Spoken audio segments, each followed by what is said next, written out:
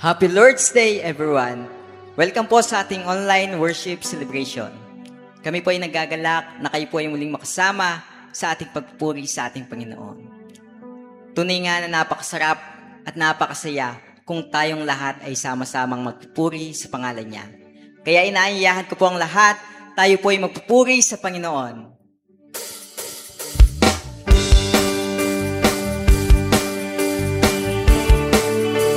O yan, ipalakpak po natin ang ating mga kamay sa ating Panginoong Diyos na buhay.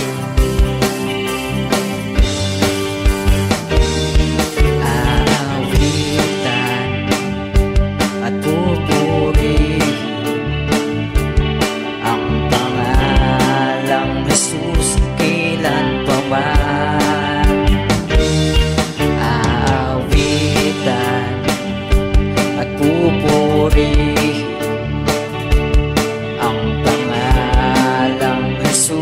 kailan pa man. Sama-sama, sama-sama, awitan natin siya. Sama-sama, itataas ang ngalan niya. Sama-sama, buong lakas, buong sigla, sama-samang isisigaw. Buong lakas kong isisigaw. Yeah! Sama-samang isisigaw. Purihin siya.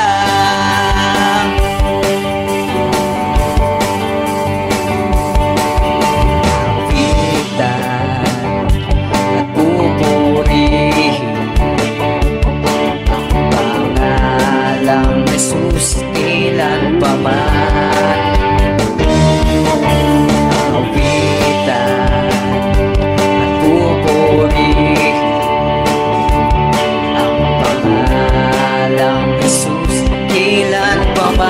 Sama-sama, sama-sama, awitan natin siya. Sama-sama, itataas ang ngalan niya. Sama-sama, buong lakas, buong sigla, sama-samang isisigaw. Buong lakas kong isisigaw. Yeah! Sama-samang isisigaw. Purihin siya. Sama-sama, sama-sama, awitan natin siya. Sama-sama, itataas ang ngalan niya. Sama-sama, buong lakas, buong sigla, sama-samang isisigaw. Buong lakas kong isisigaw. Yeah! Sama-samang isisigaw. Purihin siya. O kay saya at kay ganda, tayong lahat ay sama-sama bawi ng papuri, sumasayaw at kumakanta. O kay saya at kay ganda, tayong lahat ay sama-sama bawi ng papuri, sumasamba. Ipalakpak ang iyong kamay, ipalakpak ang iyong kamay, itaas at iwagayway. Sama-samang isisigaw, Diyos ay buhay. Ipalakpak ang iyong kamay, itaas at iwagayway. Sama-samang isisigaw, sama-samang isisigaw, sama-samang isisigaw, Diyos ay buhay. Ipalakpak ang iyong kamay, ipalakpak ang iyong kamay, itaas at iwagayway. Sama-samang isisigaw, Diyos ay buhay. Ipalakpak ang iyong kamay, itaas at iwagayway. Sama-samang isisigaw, sama-samang isisigaw, Sama-samang isisigaw, Diyos ay buhay. Yan, amen. Salamat Panginoon sa pagsama mo Panginoon sa araw na ito sa amin. Lord, tanggapin mo Panginoon ang mahaming handog namin Panginoon na awiting pagsamba para sa iyo. Lord, dalangin namin na kami Panginoon ay iyong katagpuin. Hallelujah, maghari ka sa aming mga buhay. Naway maitaas ka Panginoon sa aming gagawin sa araw na ito.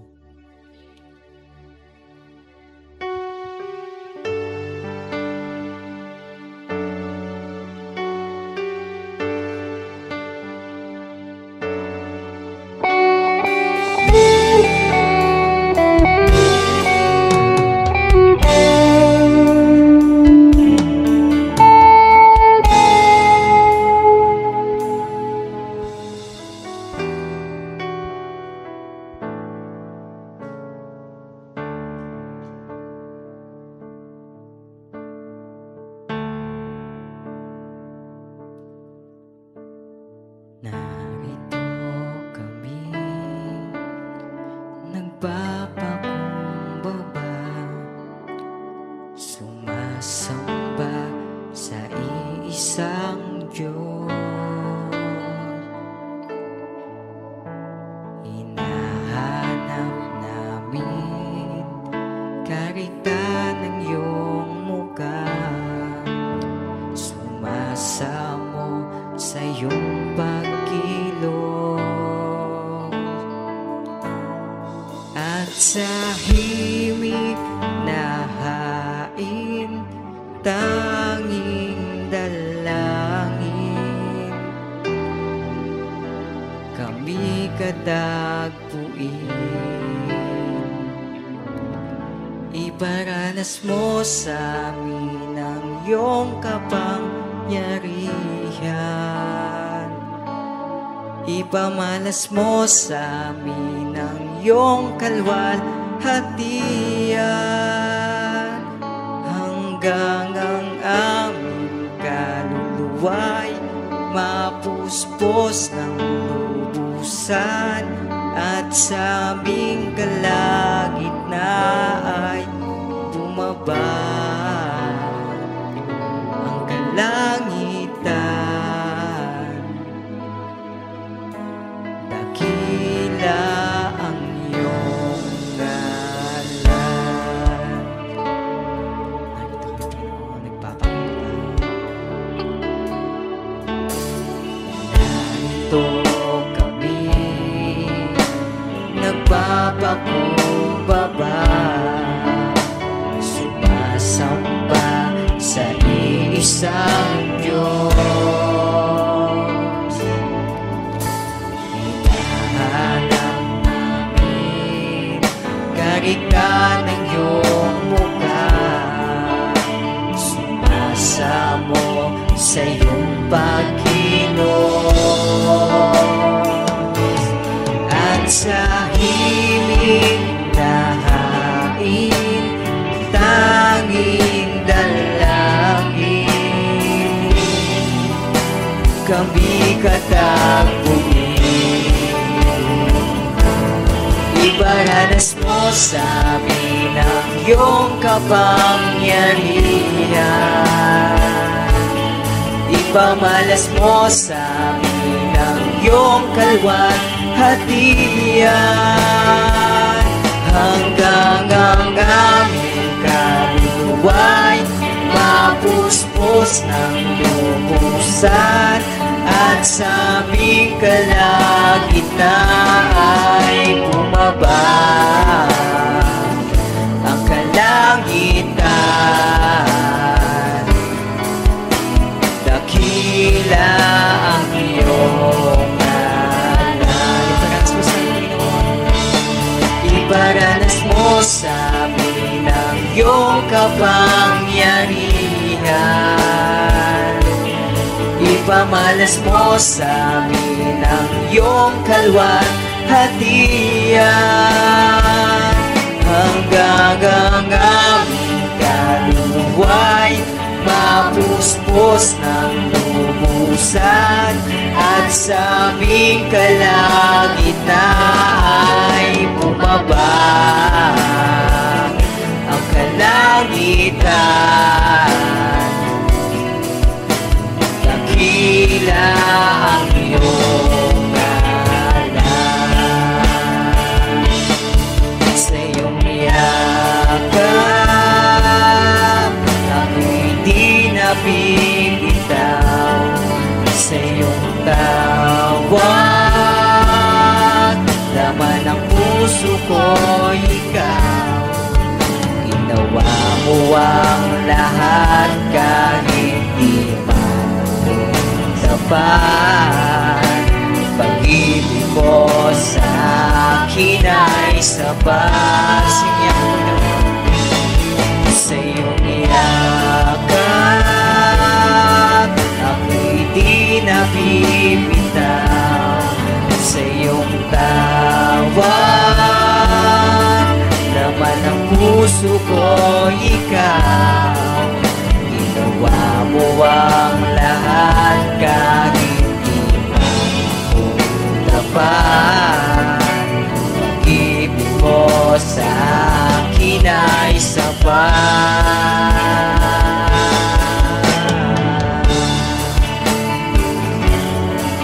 Oh, salamat sa ngalan mo, Diyos. Magaling ka, Panginoon.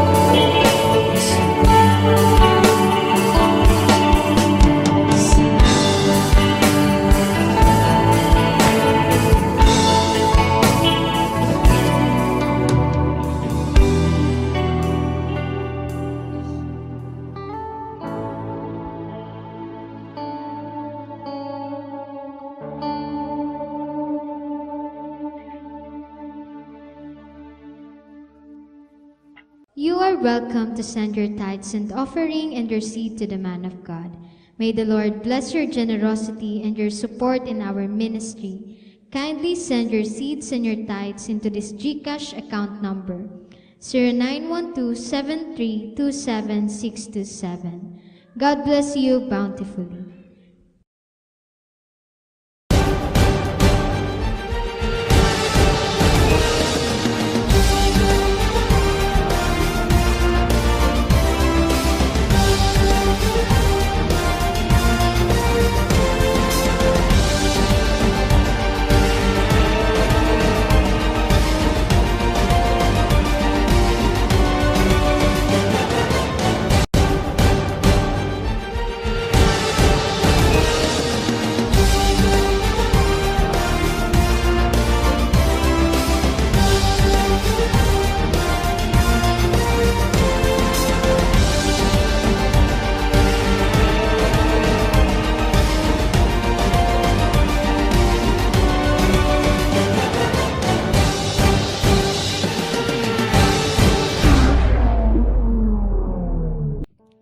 Hello, Happy Lord's Day po sa ating lahat. Pagpalain tayo ng Panginoon sa araw na ito.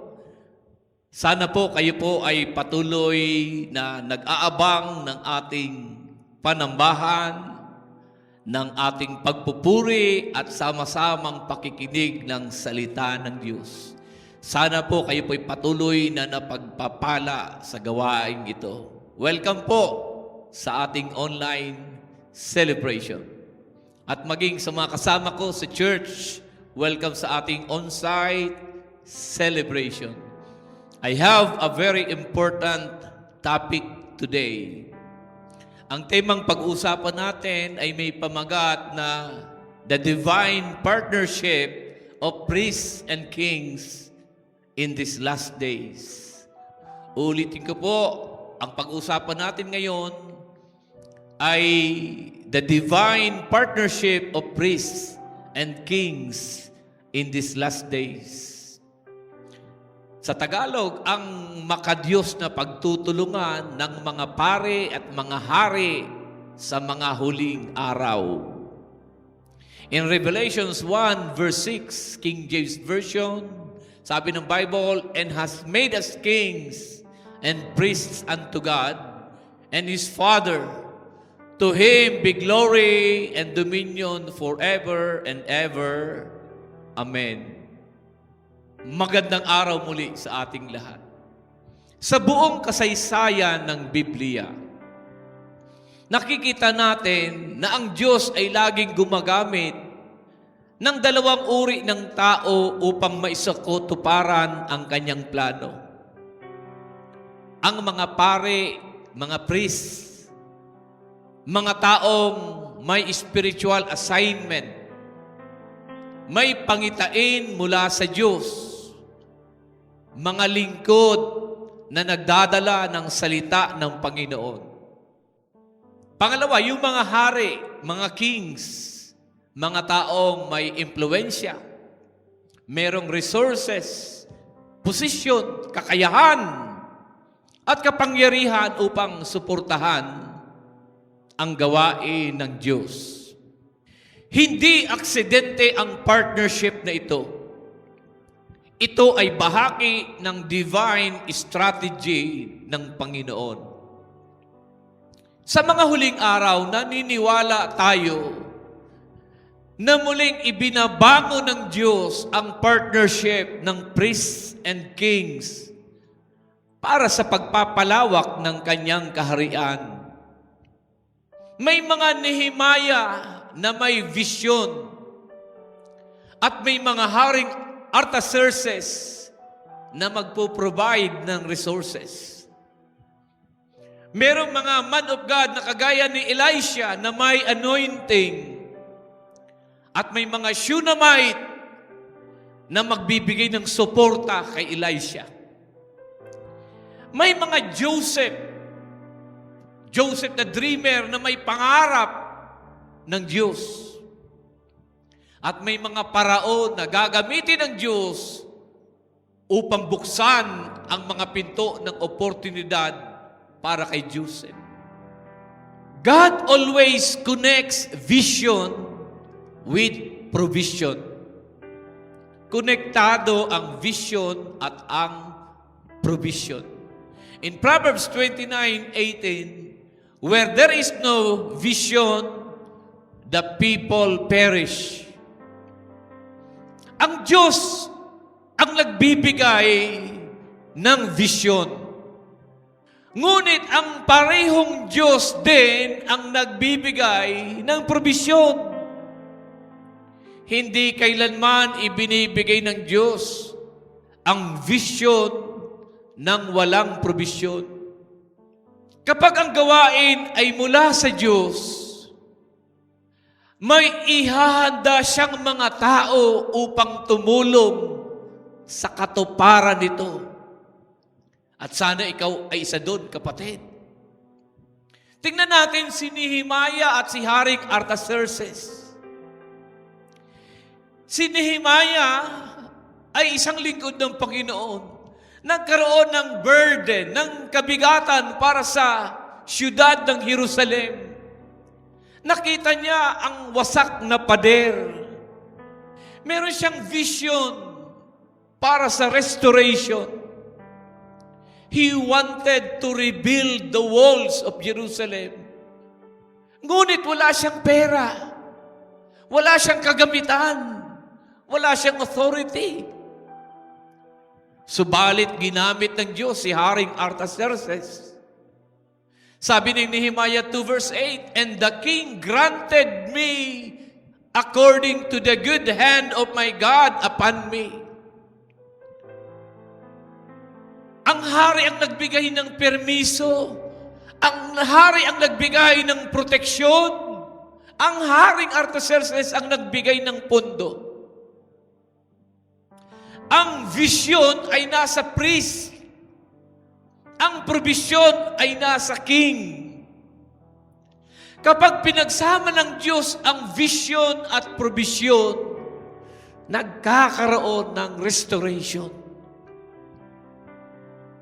Maraming ministers, men of God, pastors, mga lingkod ng Panginoon, ang merong vision, may malalaking vision, ngunit kulang sa resources.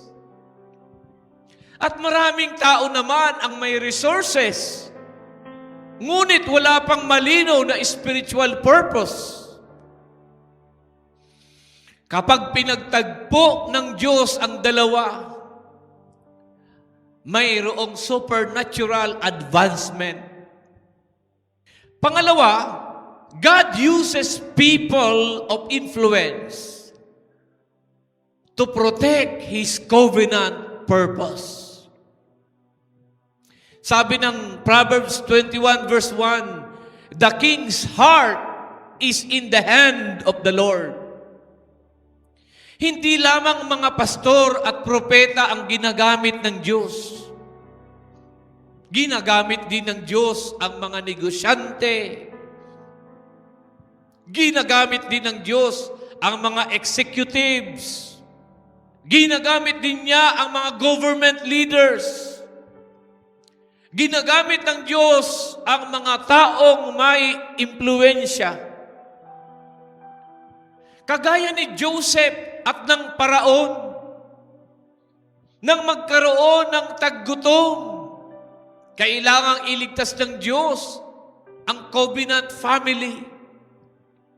Si Joseph ay may prophetic assignment. Siya yung mayroong prophetic assignment. Ngunit ang Paraon, ang ginamit ng Diyos upang maipatupad ito. In Genesis 45 verse 8, so now it was not you that sent me hither, but God. Sa pamamagitan ng Paraon, naging gobernador si Jose. Naging ligtas ang kanyang pamilya. Napanatili ang linya ng Mesiyas. Kung walang pabor mula sa hari, mahihirapan ang plano ng Diyos. May mga tao ngayon na inilalagay ng Diyos sa larangan ng pagninegosyo. May mga malalakas, maayos na hanapbuhay.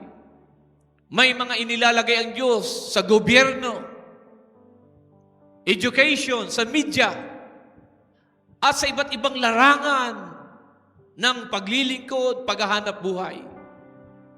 Hindi lamang para yumaman, kundi sila ay maging instrumento sa kingdom agenda ng Diyos. And that is your purpose. Fulfill your purpose. Kung ano ka ngayon, saan ka ngayon, God wants to use you. God honors those who support His servants. God honors those who support His servants. In Matthew 10:41, he that receives a prophet in the name of a prophet shall receive a prophet's reward. Isa sa pinakamagandang halimbawa nito ay ang Shunammite woman. Hindi siya propeta, hindi siya pastor, hindi siya Levita. Ngunit siya ay naging partner sa ministry. Naging partner ng man of God na si Elisha sa ministry. Nakita niya ang pangangailangan ng man of God. Nakita niya na kailangan ng support ang man of God na si Elisha. Hindi siya naghintay na hingan. Kusang loob siyang nagbigay. In 2 Kings 4 verse 10, sabi ng Shunammite woman na ito sa kanyang asawa, let us make a little chamber, I pray thee, on the wall. Nagpagawa siya ng silid, ng kama, ng mesa, ng upuan, ilawan. Nag-invest siya sa gawain ng Diyos. Sinuportahan niya ang lingkod ng Diyos na si Elisha. At dahil dito, binuksan ng Diyos ang himala sa kanyang buhay. Nagkaroon siya ng anak. Nabuhay muli ang kanyang anak nang ito'y magkasakit. Nailigtas ang kanyang pamilya sa taggutom. Mga kapatid, mga kaibigan, ang mga sumusuporta sa lingkod ng Diyos ay hindi lugi. Ang Diyos ay marunong magbalik. Hindi man agad, ngunit ito'y tiyak. In the last days, God is raising kingdom financiers. Deuteronomy 8 verse 18, "But thou shalt remember the Lord thy God, for it is He that gives the power to get wealth." May maling kaisipan na ang kayamanan ay walang kinalaman sa gawain ng Diyos. Ngunit sa Biblia, ang kayamanan ay maaaring maging kasangkapan ng kaharian ng Diyos. Hindi lahat ay tinawag na mangaral. Ngunit marami ang tinawag upang magbigay ng suporta. Isaiah 60 verse 5, "The forces of the Gentiles shall come unto thee." Ang salitang forces dito ay tumutukoy rin sa kayamanan, sa resources. Sa mga huling araw, may mga negosyante, may mga professionals, mga investors, leaders na gagamitin ng Diyos upang suportahan ang kingdom vision. Hindi para sa personal na kaluwalhatian, kundi para sa pagpapalawak ng ebanghelyo ng Panginoon. Priests and kings must work together. In Ecclesiastes 4 verse 9, "Two are better than one, because they have a good reward for their labor." Ang priest na walang suporta ay mabagal ang galaw. Ang king na walang spiritual direction ay maaaring maligaw ng landas. Ngunit kapag nagsama ang anointing at resources, nagkakaroon ng acceleration. Kapag nagsama ang vision at provision, nagkakaroon ng breakthrough. Kapag nagsama ang priest at king, nagkakaroon ng kingdom impact. Maraming halimbawa sa Biblia. Si Moises at Aaron, they needed support. David had a mighty man. Meron siyang mga mighty men. Si Haring David. Si Apostle Paul had ministry partners. Jesus had women and disciples who supported his ministry. Sa Luke 8 verse 3, "And Joanna and Susanna and many others which ministered unto him of their substance." Maging si Jesus ay may mga taong sumusuporta sa kanyang ministeryo. The greatest king and priest is Jesus Christ. In Hebrews 7 verse 17, "Thou art a priest forever after the order of Melchizedek." Sa lumang tipan, hiwalay ang hari at pare. Ngunit kay Jesus, nagtagpo ang dalawang katungkulan. Siya ang hari ng mga hari, siya rin ang dakilang pinunong pare. In Revelations 19:16, King of Kings and Lord of Lords. At dahil tayo ay nasa Kanya, in Revelations 5:10, "And has made us unto our God kings and priests." Tayo ay tinatawag upang maglingkod sa Diyos gamit ang ating iba't ibang kaloob. May mga tinawag bilang priest. May mga tinawag bilang kings. Ngunit lahat tayo ay bahagi ng iisang misyon. Sa aking pagtatapos, mga kapatid, sa mga huling araw, muling pinagbubuklod ng Panginoon ang priests and kings. Ang mga priest ay magdadala ng bisyon. Ang mga kings ay magpapadala ng probisyon. Ang mga priest ay magdadala ng spiritual direction. Ang mga kings ay magdadala ng influence at resources. Tulad ni Nehemiah at ni Artaxerxes, tulad ni Joseph at ng Paraon, tulad ni Elisha at ng Shunammite woman, may mga taong ihahanda ang Diyos upang suportahan ang kanyang gawain. May mga lingkod na ihahanda ang Diyos upang pangunahan ang kanyang bayan, ang kanyang simbahan. Sa pagtatagpo ng dalawang ito, makikita natin ang dakilang paggalaw ng Diyos sa mga huling araw. Nais mo bang maging bahagi ng ginagawa ng Diyos sa mga huling araw? Tinatawag ka ng Panginoon. Tinatawag ka man bilang priest na may vision o bilang king na may resources at influence. Ang mahalaga ay maging available ka sa ating Panginoon. Manalangin po tayo. Panginoon, gamitin mo po ako para sa iyong kaharian.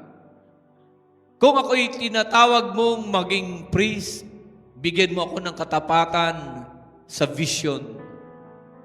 Kung ako'y tinawag mo maging king, bigyan mo po ako ng pusong handang suportahan ang iyong gawain. Pag-isahin mo ang iyong bayan para sa katuparan ng iyong layunin sa mga huling araw. Sa pangalan ni Jesus. Amen. Palakpakan natin ng Panginoon, magsitayo, itaas ang mga kamay at ako'y nagdideklara. Ang kapayapaan ng Panginoon ay sumaating lahat, ang panatag na puso, ang matiwasay na pag-iisip, ang masayang kalooban at malakas sa pangangatawan, ang pinagpalang buhay at kabuhayan ay dumaloy sa iyo at sa iyong sambahayan. Pakaingatan ka ng Diyos sa isang buong linggong darating at ang kapayapaan niya maghari sa atin. Tanggapin natin lahat ito sa pangalan ng Ama, ng Anak at ng Espiritu Santo. Lahat ay magsabi ng Amen. Happy Lord's Day! Happy Lord's Day!